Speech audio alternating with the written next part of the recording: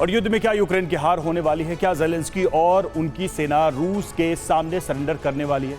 ये सवाल इसलिए क्योंकि रूस के प्रहार से यूक्रेनी सेना में हाहाकार मचा हुआ है। यूक्रेन के हथियार करीब करीब समाप्त हो चुके हैं। यूक्रेनी फोर्स ना तो हमला कर पा रही है, ना ही खुद का बचाव कर पा रही है। हथियार मांगने ज़ेलेंस्की यूरोपीय देशों के दौरे पर हैं, लेकिन अब तक कोई भी देश यूक्रेन को वेपन देने को तैयार नहीं हुआ है। तो अगर यूक्रेन को जल्दी हथियार नहीं मिले तो युद्ध में क्या होने वाला है? इसी सवाल का जवाब दे रही है हमारी ये एक्सक्लूसिव वॉर रिपोर्ट।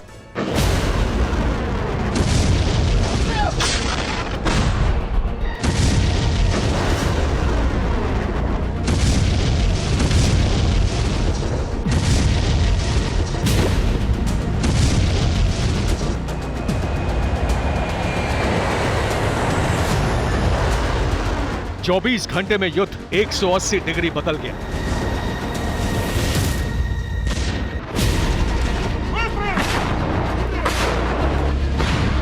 रूस का प्रहार इतना तेज हो गया कि पूरे यूक्रेन में त्राहिमाम मचा हुआ है।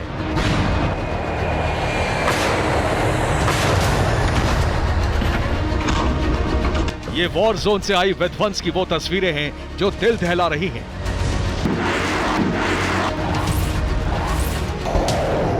रूसी फौज इसी तरह बारूद बरसा रही है, जिसमें यूक्रेनी पोजीशन भस्म होती जा रही है।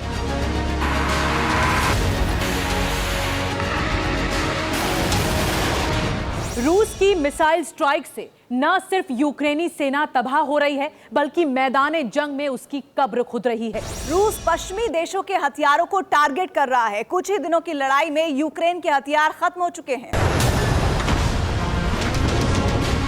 पिछले 100 घंटे में रूस ने यूक्रेन को इतना बड़ा जख्म दिया है कि ज़ेलेंस्की की सेना निहत्थी हो गई है। यूक्रेन के पास हथियार नहीं है, लिहाजा ज़ेलेंस्की यूरोप दौरे पर निकल गए। हार से बचने के लिए कई देशों से हथियार मांग रहे हैं। बुल्गारिया ने हथियार देने से मना कर दिया तो ज़ेलेंस्की भड़क गए।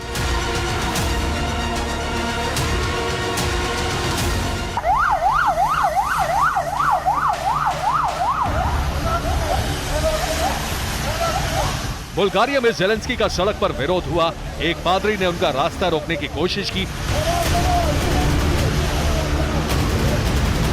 वेपन के लिए ज़ेलेंस्की चेक रिपब्लिक पहुंचे, लेकिन यहां भी बात नहीं बनी। यूक्रेनी राष्ट्रपति तुर्की के प्रेसिडेंट एर्दोआन से भी मिलने वाले हैं।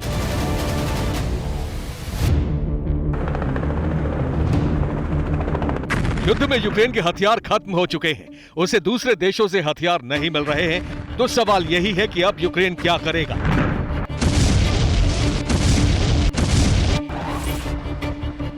क्या ज़ेलेंस्की और उनकी सेना सरेंडर करने वाली है?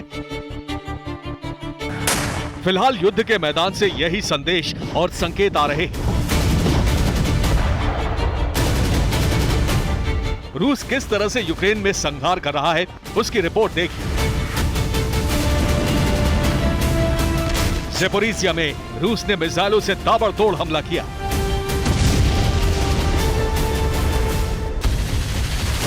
अवदीवका में रूसी फौज ने आर्टिलरी से धावा बोला। निप्रो में भी मिसाइल स्ट्राइक से यूक्रेनी पोजीशन को तबाह कर दिया। सूमी में 24 घंटे में 100 मिसाइलें दागी गई। लवीव में रूस के मिसाइल हमले से 5 लोगों की मौत हो गई। डोनेस्क में रूसी सेना ने यूक्रेन के आर्मर्ड व्हीकल्स को खत्म कर दिया।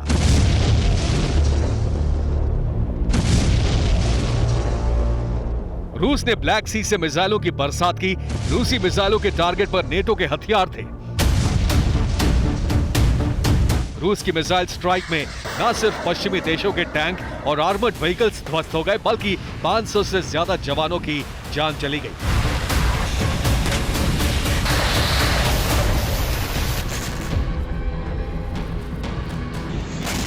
यूक्रेनी सेना के पास जो बचे खुचे हथियार हैं, उसी से रूसी पोजीशन पर हमले की कोशिश हो रही है।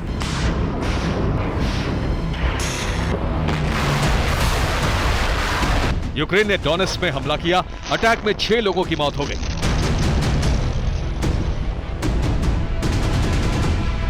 डोनेस्क में ही यूक्रेन ने रूस के T-72 टैंक को ध्वस्त कर दिया।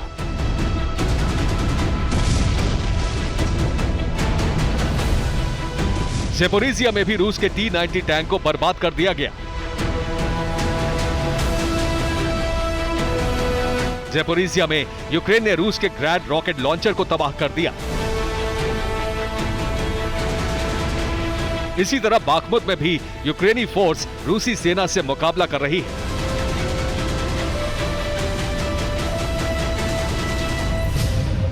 यूक्रेन ने रूस की फ्रंट लाइन पर भी मिसाइलों से हमला किया।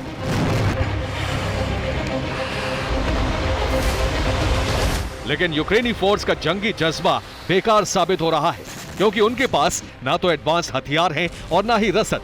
ऊपर से रूस लगातार मिसाइलें और रॉकेट की बारिश कर रहा है, जिससे यूक्रेन ध्वस्त और उसकी सेना पस्त होती जा रही है।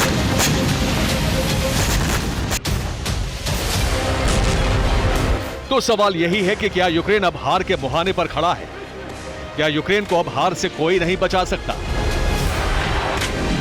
उससे बड़ा सवाल यह है कि क्या ज़ेलेंस्की हार से घबरा गए हैं?